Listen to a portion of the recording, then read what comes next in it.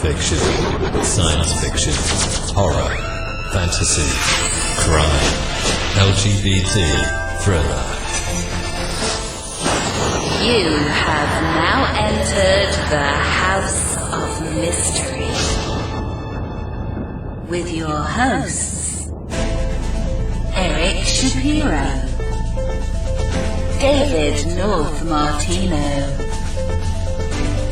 John Copenhaver, and Al Warren. Heard on KCAA 106.5 FM Los Angeles, 102.3 FM Riverside, and 105.0 AM Palm Springs. And we're back. Now joining us to talk with us about, how do we say, American history in Chicago is Clarence Goodman. Thank you for coming on to the show. Thank you very much for having me. Oh, so let's start out with you. Who are you? So we know that who you are. Like, what kind of things do you do in your life? Well, I'm a Chicago-based entertainer and historian, tour guide, musician, all kinds of hats that I wear, but I've always been fascinated by American history and specifically with regard to Chicago's history and Chicago's impact on American history. Any particular reason on Chicago? Well, I'm from Chicago. I have had the fortune of having a couple of interesting parents who have also shared a love of history and a love of reading and so forth, and the same can be said about my grandparents and aunts and uncles and so forth. But a stroke of luck actually led me to my favorite subject, which is one of my favorite subjects, which is political assassination. My birthday is April 14th, and my fourth birthday was April 14th, 1965, and that's the first birthday that you're really thinking, oh, it's a birthday, I'm going to have a parade and a party and all of that. And that's when I heard the word assassination and this guy, Abraham Lincoln, and I started to ask my mother, what is assassination? And she very patiently explained to me what that was and about Lincoln and about the fellow who had just been killed a couple of years before by the name of Jack Kennedy. And I've been kind of obsessed ever since. And so, was there any particular one that really stuck out for you? Was there, like, you started getting into assassinations, and of course, your parents weren't worried about you becoming one, I hope. If they were, they never told me. Yeah, and but was there as you were going through assassinations and kind of learning about them, was there anything in particular that drew you to one in particular that is kind of like above the rest? Oh, absolutely. Oh, okay. Jack Kennedy assassination. Yeah. I'm not sure how old of a fellow you are, but if anybody, any American with any memories of the 1960s, second maybe to Vietnam and the or I should say third to Vietnam and the civil rights movement, the long shadow of political assassination is incredible, and particularly with regard to JFK's. My mother started to get misty-eyed telling me about his assassination. And a few years after her telling me this story, Kennedy was shot dead, and I remember her crying then too. And when you're a little kid and you see your parents cry, it's a big deal. Yeah. I think it shocked the whole country, like it hadn't been done before. So now, how do you tie a lot of your assassinations to Chicago? I do. And quite by accident. Well, and how do you do that? Like like for instance with the JFK one, what are the ties to that? Oh my goodness. JFK's assassination. Well, one, Jack Ruby was born in Chicago. Jack Ruby grew up in a tenement house across the street from the Maxwell Street precinct house, which is in the near west side of Chicago, and that's the precinct house where Hill Street Blues was set, and that's and it's a haunted building, notorious for a number of torturing of prisoners. It was infamous for that back in the early part and to middle part of the 20th century. That's one thing. One of the strangest things, and this is something that I discovered very early on and only started to talk about once I started giving guided tours of Chicago. I was reading a book about Kennedy's assassination, and there was a picture of Oswald's rifle, which he had ordered from a sporting goods store via catalog in Chicago called Klein's Sporting Goods. It was in downtown Chicago. And then the caption of the photograph said that Klein's Sporting Goods used as their clearinghouse the merchandise mart, as many smaller catalogs did in the middle part of the 20th century, because Chicago essentially invented mail order work. And I immediately, and I was a little kid, so I must have been preordained for this or something. I put two and two together and I said, oh my gosh, Oswald ordered his rifle through the building owned by Kennedy's family, which the Kennedy family owned the merchandise mart from 1944, I believe, to about 10 years ago. That's a huge one. Kennedy's election was masterminded and bankrolled and bullied largely by Sam Giancana, with the assistance, of course, of Kennedy's dad, Joe Kennedy, and the mayor of Chicago, the Honorable Richard J. Daley, who all met at the Ambassador East Hotel shortly after the Democratic Convention in 1960 to talk about how they were going to get Illinois and Cook County in the Kennedy column, which happened to be also the hotel Kennedy stayed the night before he hit September 26, 1960. 3 weeks before Kennedy was killed in Dallas, a plot was uncovered in Chicago to kill Kennedy. Kennedy was due to drive in an open-car motorcade, as was his wont, through downtown Chicago after leaving the airport to the Soldier Field for the Army-Navy football game. And when this plot was uncovered, literally the Secret Service canceled this trip to Chicago that day while people were waiting in line to get into the ballpark to see the president. And it goes, that just scratches the surface when it comes to the Kennedy assassination ties to Chicago. But most notably, or most importantly, I should say, it's the organized crime aspect of it.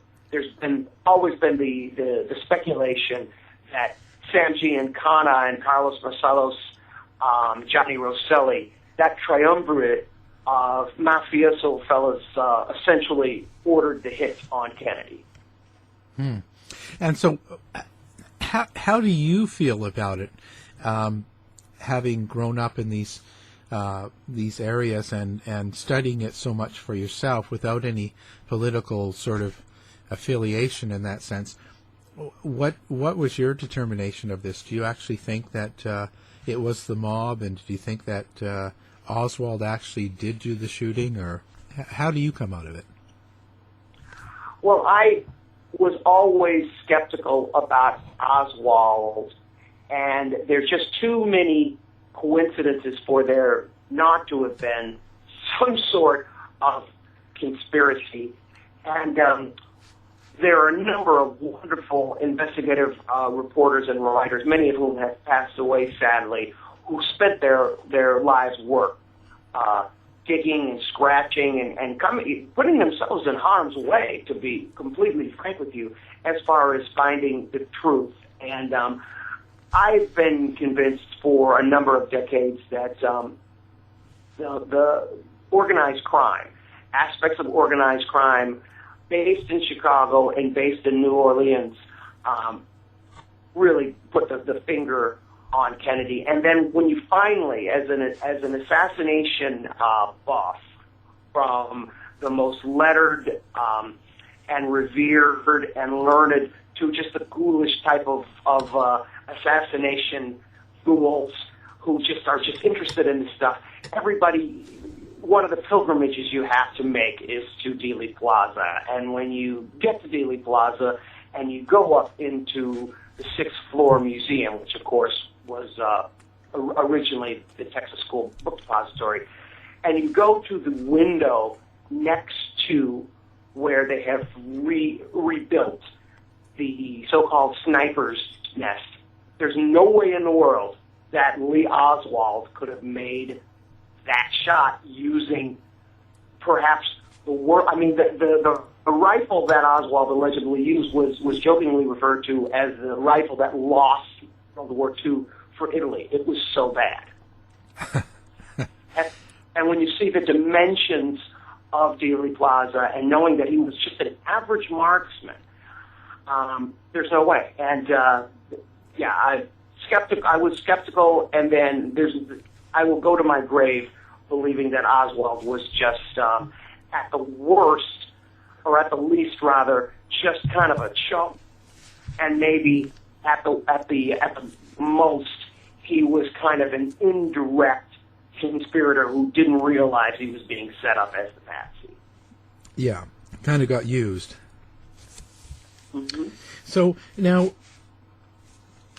you've tied Chicago to other assassinations. What are some of the other ones that you were tying them to?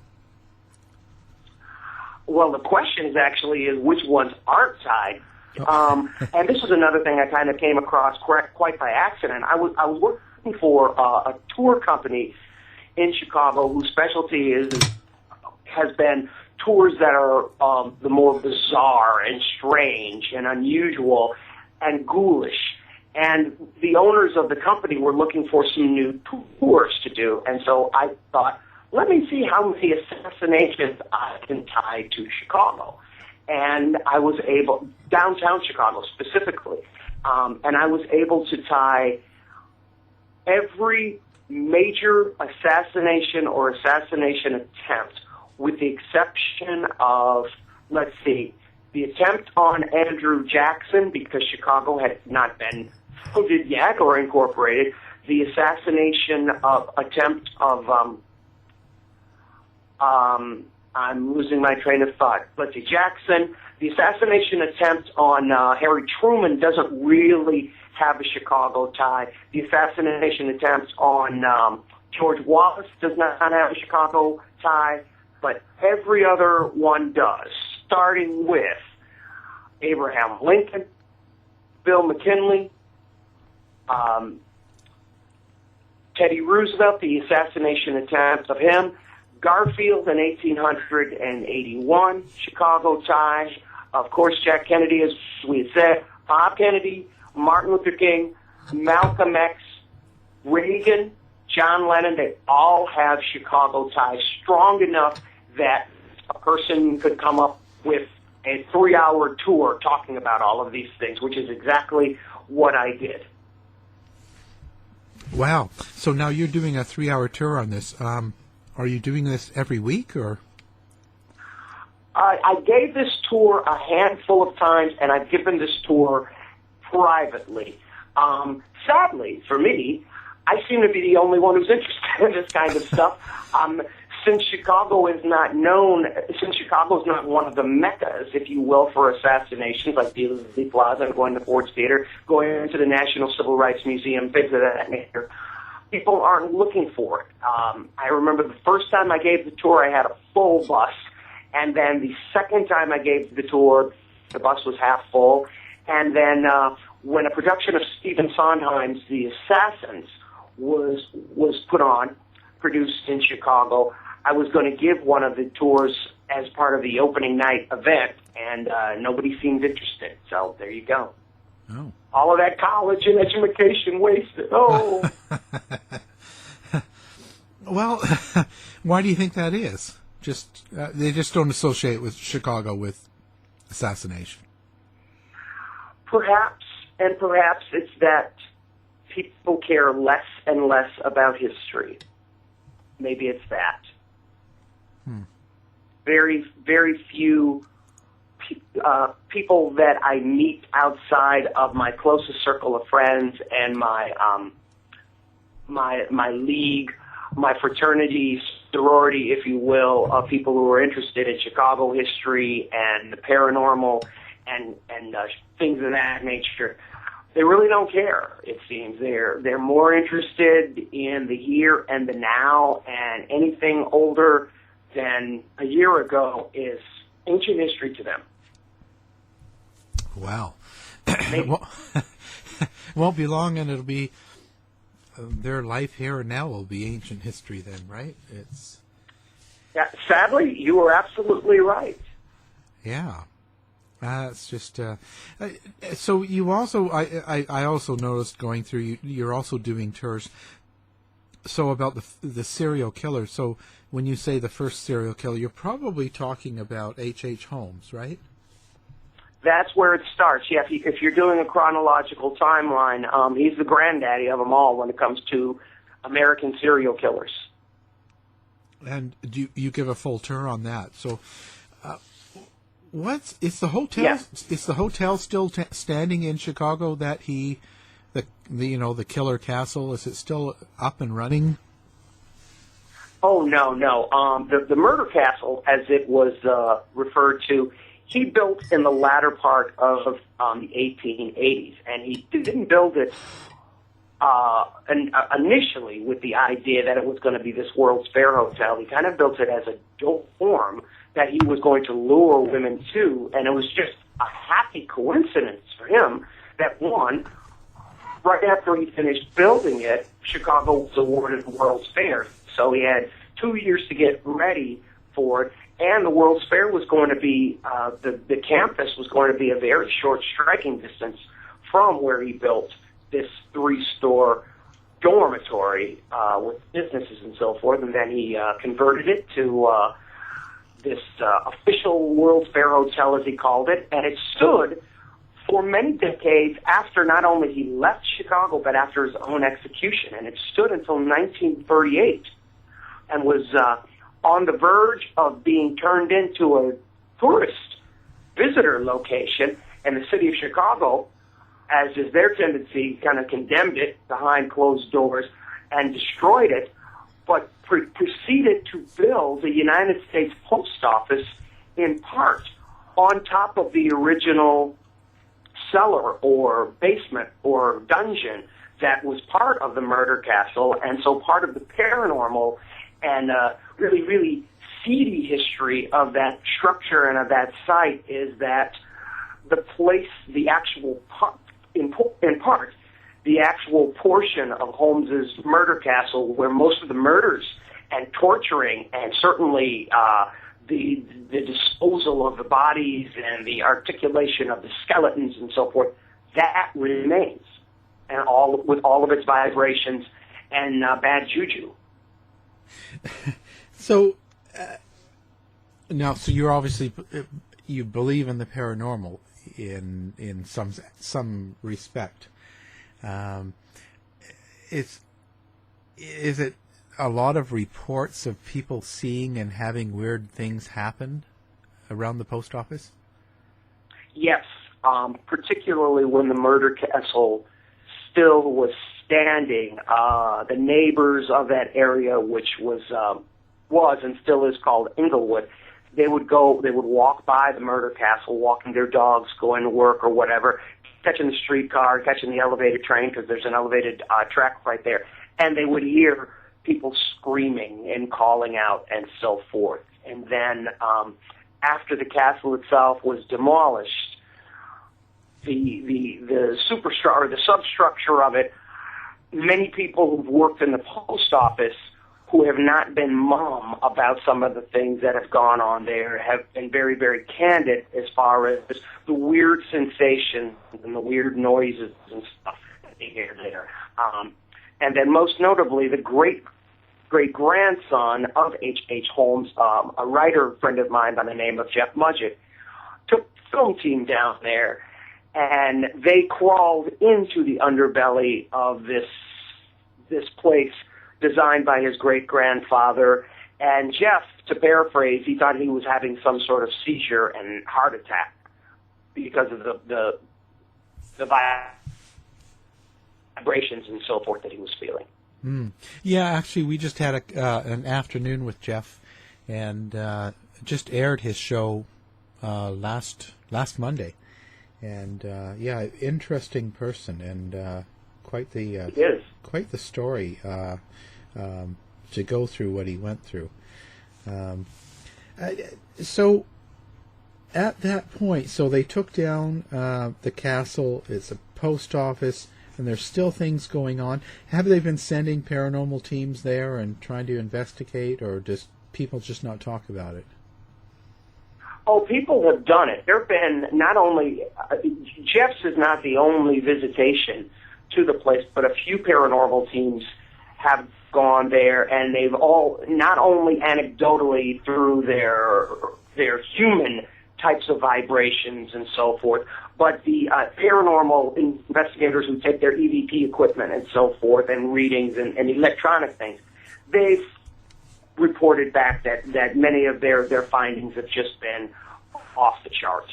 Holmes, the Holmes phenomenon, it reaches beyond the walls or the foundation of the murder castle. I mean, the curse of H.H. Holmes continued for quite some time, extending to everybody who had something to do with him. So what was the curse? Well, when he was hanged back, and I believe it was 1896 or 97, just shy, I believe, of his 36th birthday, he was hanged at Moyamensing Prison in Philadelphia. And he had stipulated that he didn't want anybody messing with his body after he was passed away. So he stipulated that his body be encased in concrete, and then the concrete encased in another coffin, and the coffin encased in concrete and sarcophagus, and then that whole thing lowered down into an unmarked grave.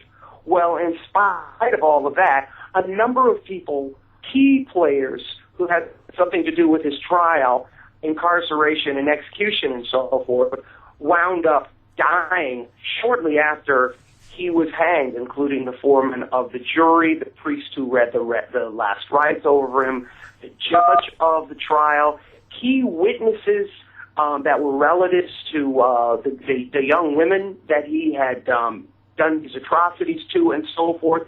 And then most notably and most shockingly, his last fraud, because, you know, Holmes was not only a master murderer, but a master swindler and fraud artist as well. His last fraud was against the Fidelity Mutual Insurance Company of Philadelphia. And after Holmes was executed, their whole headquarters in Philadelphia burned to the ground. And the one thing that they could salvage from the rubble that they found was a framed picture of H.H. Holmes. Now, from what I hear from Jeff, is that they're going to bring up his body now, hey, and because he was buried in cement, Right. and to test his DNA. Yes, that'll be very interesting. Yeah, lots of excitement in Chicago. There always is. Always is. So what other ones, is that the on your tour of serial killers that you kind of had, what other serial killers do you talk about? Oh, well, much like the assassins, the serial killer thread runs long and meanders all over the place, and it includes what I like to refer to as all three schools of serial killers. Historians, particularly Chicago historians, and architectural buffs and the like, we are we are versed in that there are two schools of architecture in Chicago: School of R&B, School of Hip Hop, School of Chicago Journalism, School of Broadcasting. All of these things that are specific to the Chicago experience. There are, in my mind, three schools of serial killer. The first school being the Victorian era serial killer, which begins in the Jack the Ripper Holmes era and continues until actually sometime during the Prohibition Great Depression era. And mostly these serial killers in the first school killed with poison, and they killed for insurance money. The second school of serial killer begins around World War II, sometime in the latter part of the Great Depression and World War II it begins. And this was about lust and blood and murder, and rarely was the killing done for insurance money. And that lasted that continues to this day, really. And then the third school of serial killer starts at some point in the latter part of the 20th century, and it's the political manifesto lone nut person who decides that he is going to kill people as a protest against the government or the American way or something like that. And the two that come to mind straight away with me are the Unabomber and the I-95 sniper duo that was terrorizing the East Coast. And I was living out there in the Richmond to Washington, D.C. corridor where all that went down, and that was horrifying. So now that I laid that out, I'm sorry if I got a little long-winded. It's my nature, but I wanted to lay that out so we could kind of differentiate. So in the shadows of Holmes, the serial killers in Chicago, that first school, you have a man who actually worked for Holmes by the name of Johann Otto Hawk, who became known as Chicago's Bluebeard, and he poisoned girlfriends, fiancés, and wives to, I believe, the tune of a couple of dozen in the Chicago area and throughout the Midwest, and this was strictly for money. You also have Adolf Lutger, the notorious sausage vat murderer of Chicago, who ultimately was in the process of making his wife's body into sausage when he was caught. So thank goodness for pizza lovers that he was caught in the nick of time. You also have the mysterious Belle Gunness, perhaps one of the most notorious, if not the most notorious, women serial killers in American history. Then almost contemporary with her, Tilly Gabburick, who was in the same neighborhood as Belle Gunness and killed between 5 and 10 people, I do believe, neighbors and a few of her husbands, because her story is interesting, let's put it that way. And then that starts to round out our Chicago participants in the first school, and then we get into the bloodthirsty second school, which includes the notorious lipstick killer on the north side of Chicago, and that, of course, then we also get into the John Wayne Gacy's, and then mass murderers like Richard Speck and Jeffrey Dahmer, who reared his head in Chicago a time or two. And then just coincidentally enough, perhaps the man who has gotten the most mileage from the fewest number of murders, Ed Gein in Plainfield, Wisconsin, the man upon whom Psycho and The Silence of the Lambs are both based. His first victim was a former Chicago madam by the name of Mary Hogan. She took her money that she made and moved to Plainfield, Wisconsin, and opened a tavern, and one thing led to another, and she wound up Ed Gein's first victim. And he, if you know anything about him, he was quite a trip. The fellow in Gary, Indiana, Darren Dion, I'm forgetting his last name, I'm sorry, a fairly recent one. One of his first victims was a young African-American a kid, in addition to the other women that he killed, but she was a Chicago girl, and he murdered her, I believe, at the Motel 6 in Hammond, Indiana, as was his wont to kill prostitutes and escorts and so forth. And, those are the main ones. I'm sure I'm leaving out somebody right now. There are a lot of them. And then, of course, Ted Kaczynski is our Chicago representative for that third school, the Unabomber, born on the south side of Chicago in Pilsen and then reared in Evergreen Park before moving on to Harvard University at the tender age of 16 years old, where he was emotionally ill-equipped to deal with that kind of separation, and that was the beginning of the end of him. Right. Do you think there's a reason that Chicago has so much high-profile serial killers? Oh, sure.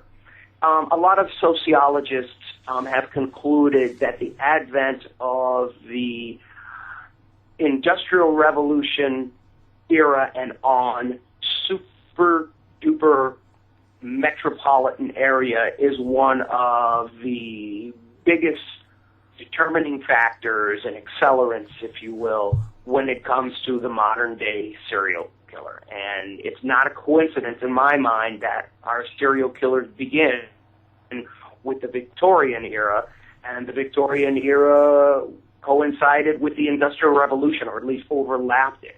And so imagine now, growing up in a town where you essentially know everybody your whole life.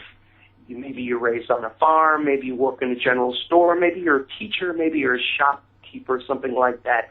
You know all of the same people, particularly your contemporaries. Maybe you go to the same house of worship, that kind of stuff. You're all buried in the same cemetery, maybe. And then imagine that, contrast that with living in a building that maybe has more people than your whole town, of which we just spoke. It kind of makes you desensitized to people and desensitized to the human condition. And all of the things, all of the stresses and pressures that we have in the modern world make way more people snap than they did 100, 150, 200 years ago. And there's a moral decay in the average Westerner, not the average person in the so-called second or third world or anything like that. Certainly, first world problems have led to first world decay in how we treat one another and how men treat women and how men treat children and how men treat elderly people and everybody treats animals and all of these things. And then once you do it, once you cross that threshold, you've done it, and the precedent has been set.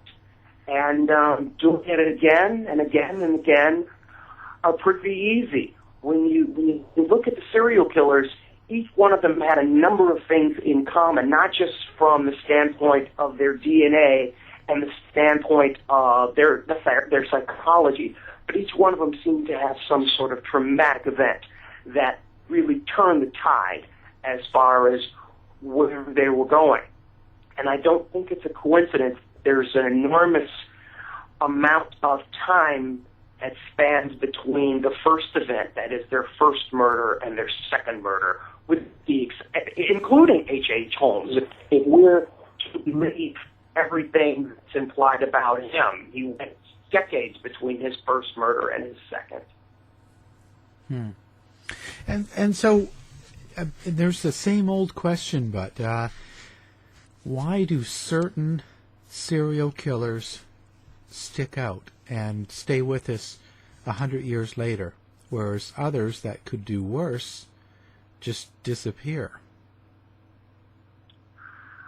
That's an excellent question. And then, you know what we just said about assassinations and people not being interested in history so much, maybe with regard to serial killers, the ones who aren't in our midst, we start to romanticize about, and then films are made about them, and documentaries are made about them, and national best-selling books come out about them, and oh my goodness gracious! I remember when The Silence of the Lambs came out.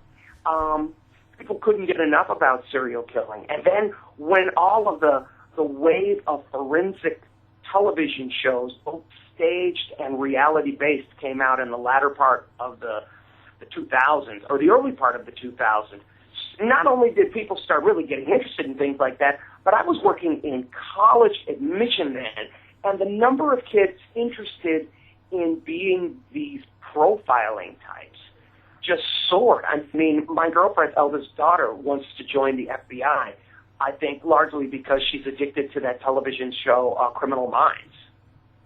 So where do you see the whole serial killer thing going now? Do you think this is going to become more mainstream, more common, a lot more serial killers coming out, or is it just going to fade away with a change in times? Probably it'll never fade. If we are to believe what a lot of cops tell us, there are more active serial killers working today and prolific than there were 100 and 150 years ago, maybe even 50 years ago. And all it takes is a television show like Dexter, or there's a show on Fox called The Following. I don't mean to give people free publicity, but these shows are really, really compelling. And so as long as these fictionalized versions keep people's interest up and so forth, and you had the Law and Order shows and all of that, then some serial killer that will come along, real serial killer that will capture the minds and imaginations of people and scare the heck out of people, and then time will pass, and then there'll be a movie about the person or a documentary or whatever, and it'll be perpetuated.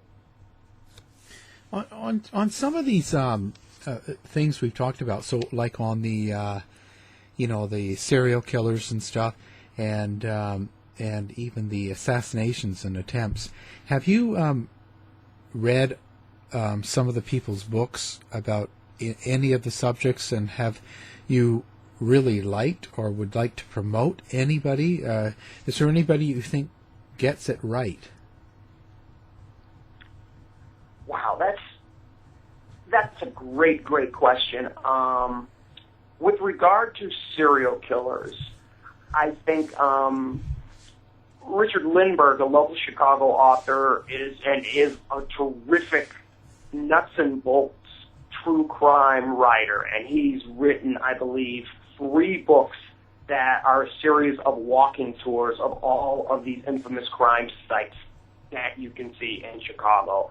And girlfriend and I took a tour of his last summer, I believe it was, and it was fascinating stuff I knew about, but I didn't know where the exact building was and that kind of stuff. And he did it without agenda, without emotion, which is what people like that have to really do. There is another, oh my goodness, there's another author who has written a couple of books, and I'm sorry, his name is escaping me. If any of your listeners have seen the documentary by John Borowski, H.H. Holmes, America's First Serial Killer, there is an investigative author who, I believe his name is also Richard, but he's written a book called Depraved, and he's written a book about Holmes. He's written books about other serial killers.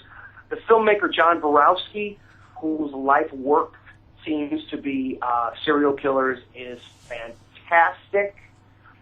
Those are the ones that come to mind now with regard to serial killers.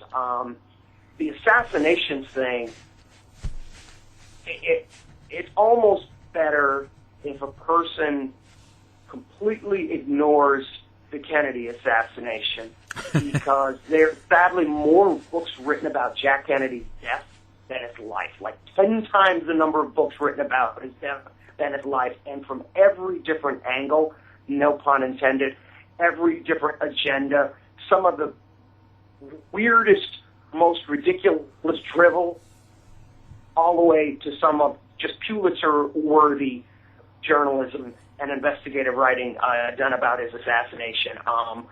We went to see a play last week for my girlfriend's birthday called the Assassination Theater, and it was about Kennedy's assassination. And we were both looking forward to it, and it was very entertaining and everything. But in the last half hour, the narrative took the turn of saying how important Kennedy and Bobby Kennedy were, this, that, and the other thing, and it swayed from the facts. And you can't get emotional about these things. I don't care if you are a Republican or a Democrat or a Martian. You can't shoot the president. And that's what I care about. I care about bringing bastards to justice who shoot our presidents and who shoot our senators, that kind of thing. I don't care about how a person votes. And so that's why you have to stay really, really detached. So removing Kennedy's name from the list, all of the books about John Wilkes Booth are fascinating. There was a book that came out a couple of years ago called The President and the Assassin about Bill McKinley and Leon Czolgosz, which was really, really interesting. There's very little written about President Garfield because he wasn't in office very long, but his assassin, Charles Guiteau, that might be the weirdest of all of our presidential assassins. I mean, he was weirder than Oswald Czolgosz and Booth rolled into one.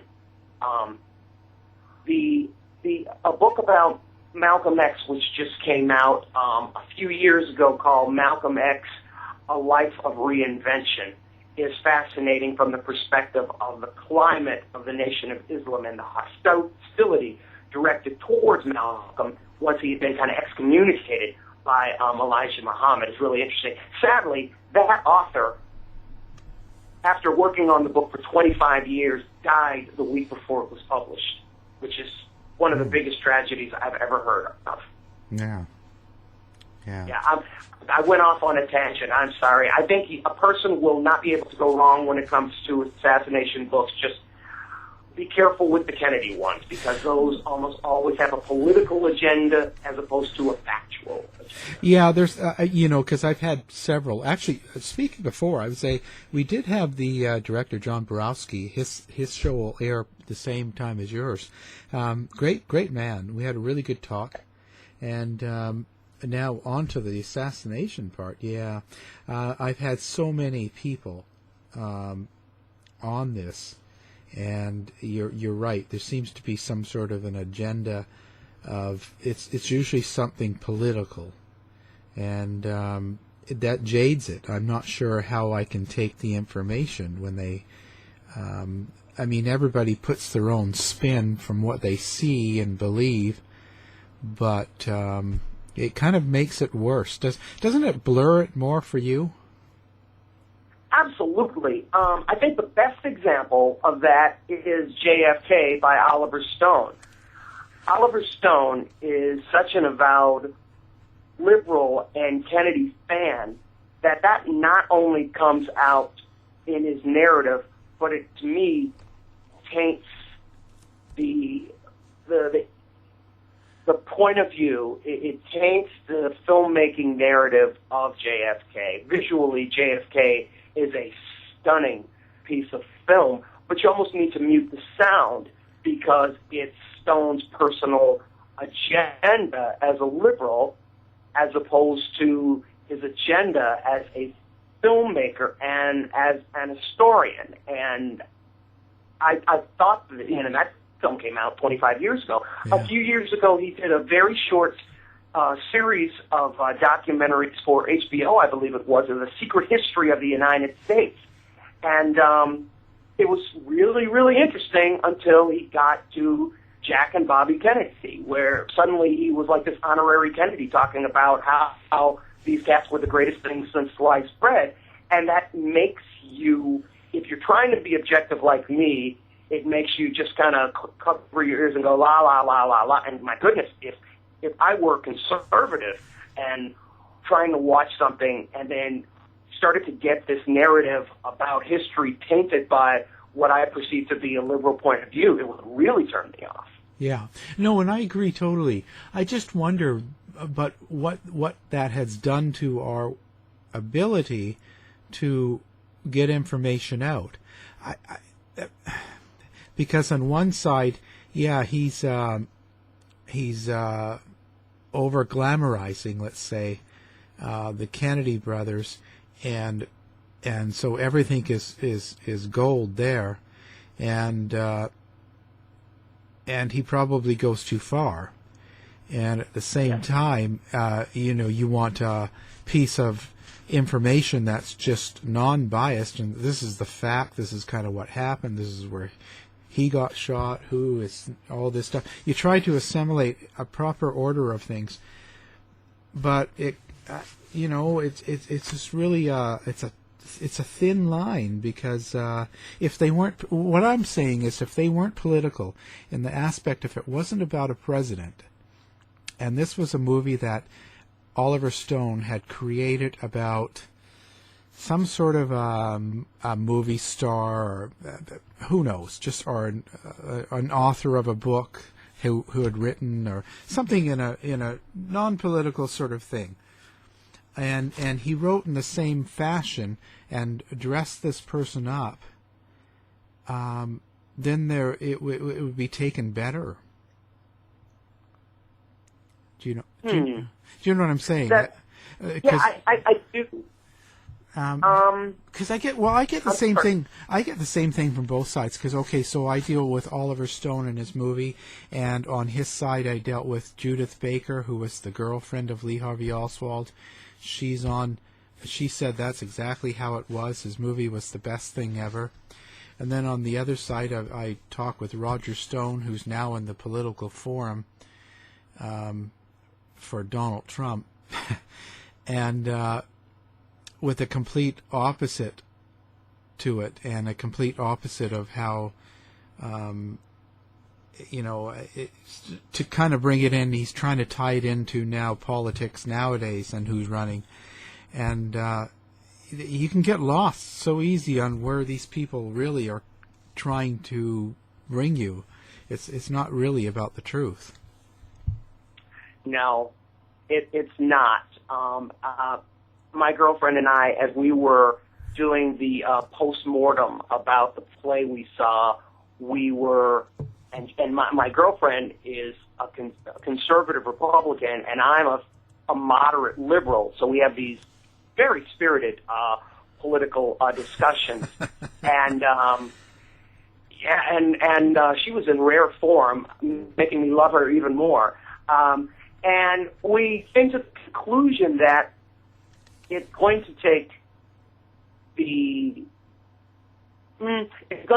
eventual death of everybody who was an adult when either Kennedy was assassinated to look at their work objectively, and to look at the facts about their assassinations objectively, and not be swept up in all of that. I mean, you can turn on cable television anytime, any day, and I bet you there is some documentary romanticizing some aspect of the Kennedy family or the Kennedy administration, many of them without merit. And that's just not how historians need to act. Right. Yeah. We have to be a little bit more, a little bit more to the fact. Yep. And less to the emotion. And that's really it's tough because the journalism world is not what it was once. So, and you're right. And so many of the people in the powers that be, on for whatever party they want to claim to be, do it completely as an opposition. It's It's really, really bizarre. So you don't really have any view on what you think happened there. I mean, as in who did it, or I mean, obviously Oswald was not. If he was involved, he wasn't the lone character. He didn't make the plot. So you've really had no real good book or source that you've gone to that you felt was kind of pretty well done. Yeah, there's one book I read about 25 years ago, and once again, I'm forgetting the author's name, but it has to do with mafia exploits in political assassination in America, and the two main subjects are obviously the assassination of Jack Kennedy, but and even closer to the Chicago thing, the assassination of Mayor Anton Cermak, which many people thought was a botched assassination attempt of President-elect Franklin Delano Roosevelt a few weeks before he was inaugurated in 1933. And that was a classic foray of the mafia into the political spectrum.